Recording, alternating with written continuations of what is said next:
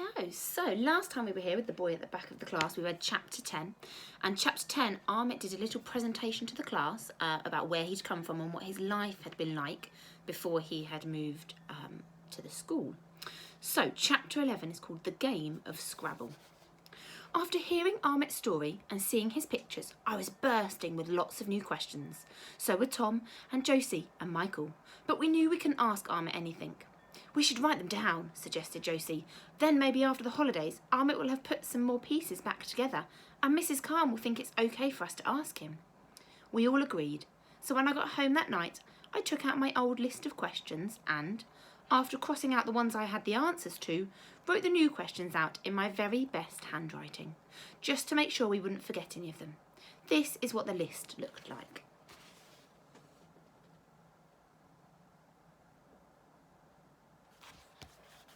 Our 5 new questions. What is your sister's name and where is she now? 2. Why wasn't your mum in the last picture? Number 3. What happened to the cat? Number 4. How long did it take to walk to France? And number 5. Who are the bullies who dropped bombs on your house? After I had finished writing them out, I put the list in the front pocket of my rucksack.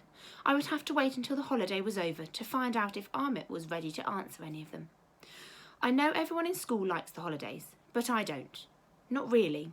Mum still has to work and she can't afford to send me to a holiday camp or for extra activities, so I have to spend most of my time with Mrs. Abbey. Usually, Michael and Josie's parents come and take me to their house for a day, but Michael's parents were taking him on a holiday to France, and Josie was going camping, and Tom and his brothers were visiting family near the seaside, so there was no one to play with this holiday. The week felt extra long and extra boring, because London had what Mum calls a grey day week. That's when all the days are so cold and grey and wet and blustery that you don't want to get out of your pyjamas or your bed, and the whole week feels like one long grey day that you can't wait to be over. But on the Sunday morning, before school opened again, just as Mum was reading her newspapers and I was trying to decide what we should do for our Sunday adventure, the phone rang. Mum picked it up, and when she put it down again, she was biting her lip and frowning. That meant she had forgotten something important or was feeling angry at herself. Darling, I'm so sorry. I completely forgot. But that was your Uncle Lenny on the phone, reminding me that he's coming to lunch today. I jumped up in excitement. With your Aunt Christina and baby Jacob, she added. I sat back down and made a face. Can't Uncle Lenny just come on his own? I asked.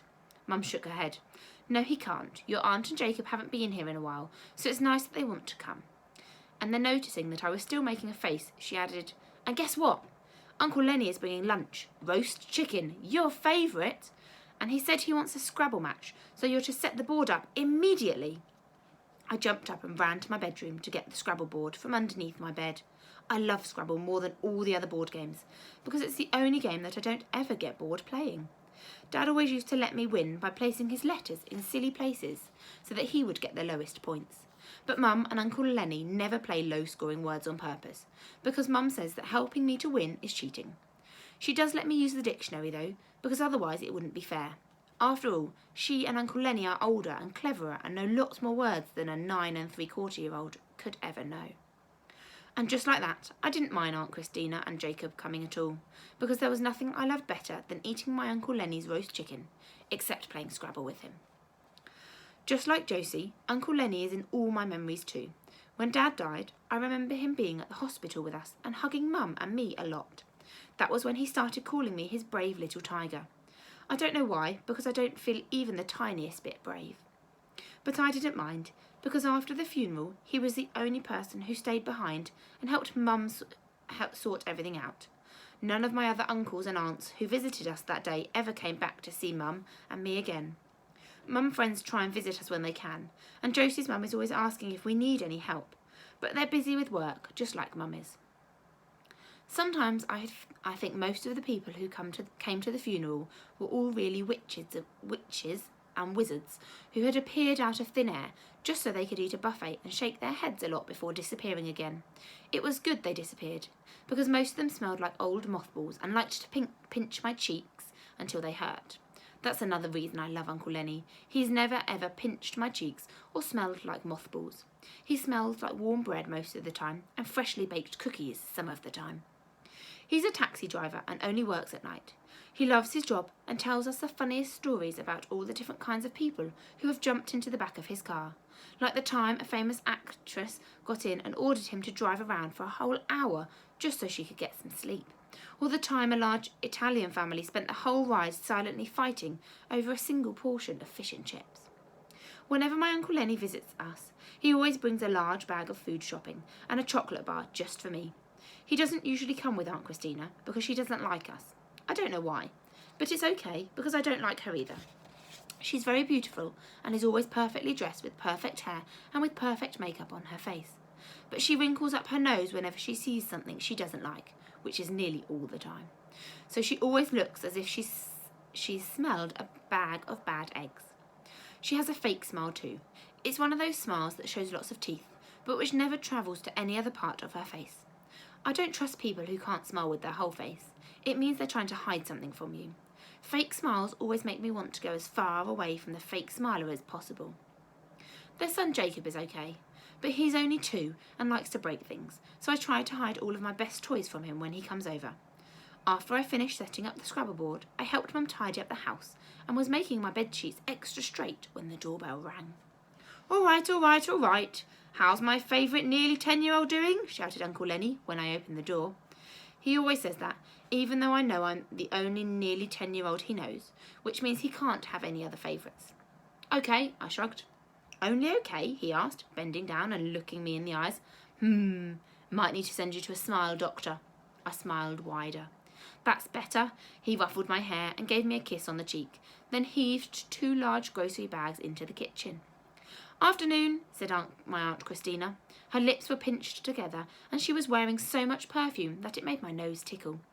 Jacob's asleep, so you'll have to play with him later, she said so matter-of-factly as she carried Jacob in through the door and stuck out her pointy face at me. I stood on my tiptoes and gave her a kiss. She pulled away quickly. Right, what have you been up to then? Asked Uncle Lenny as he came and steered me to the kitchen table. I think he must be so used to driving his taxi that he liked to drive people around too. Nothing, I shrugged. Do you want to play Scrabble with me now, Uncle Lenny? We'll have a game after lunch, my little tiger, he said. He smiled. I'm not on until 5 today. Darling, why don't you tell Uncle Lenny all about your new friend? Asked Mum as she set the table. Oh yeah, the pomegranate boy, said Uncle Lenny. Your mum told me. What's happening there then? Lots, I said. I began to tell him all about the big fight and the mysterious plant pot murderer and the great baked beans bag trap and Armit's story.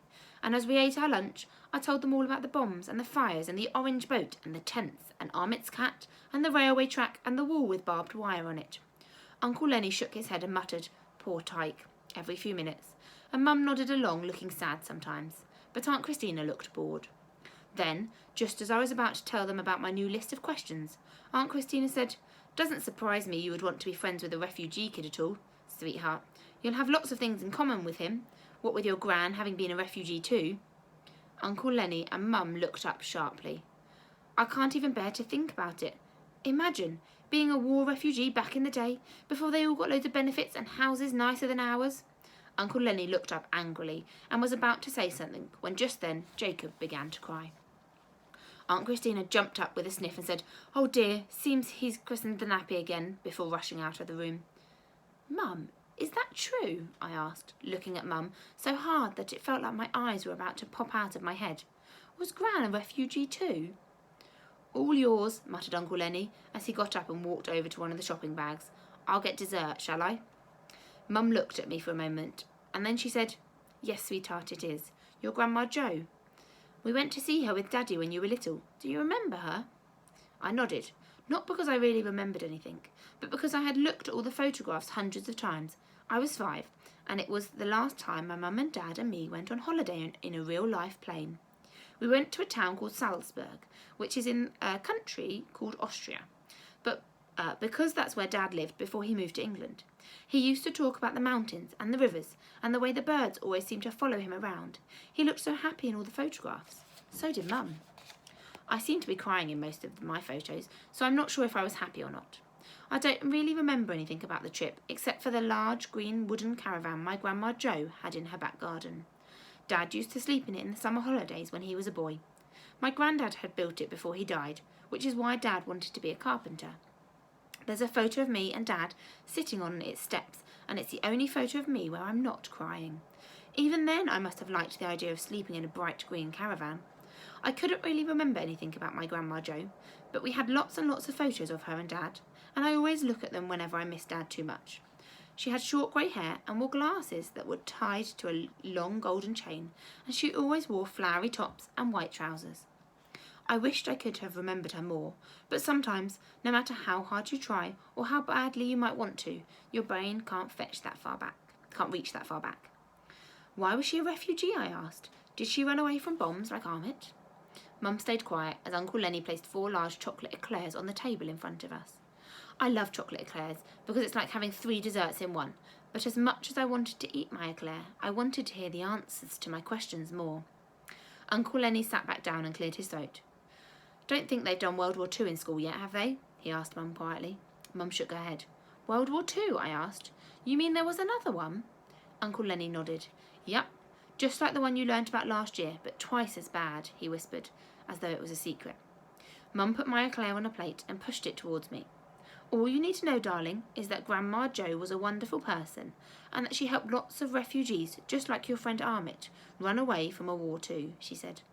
Were they running away from Syria as well? I asked, wondering just how long a war lasted. No, darling, said Mum, putting her own eclair on a plate. They ran away from a different war.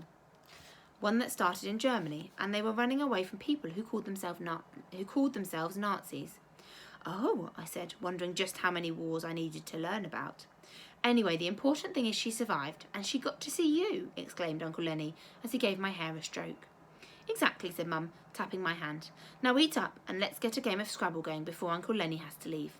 I nodded, and knowing that Mum didn't want me to ask any more questions, broke open my eclair. That afternoon, Uncle Lenny stayed and played 2 whole games of Scrabble with us, and Aunt Christina watched Jacob break one of Mum's vases, rip a book, and throw my Lego bricks across the room. Mum won the first game, and Uncle Lenny won the second one, and I got the lowest points I'd ever gotten in history, but I didn't mind. I don't think you can really focus on playing a game when you've just found out that your grandma was a refugee who had helped lots of other refugees run away from a war too, even if you're playing a game that's as fun as Scrabble. See you soon for Chapter 12.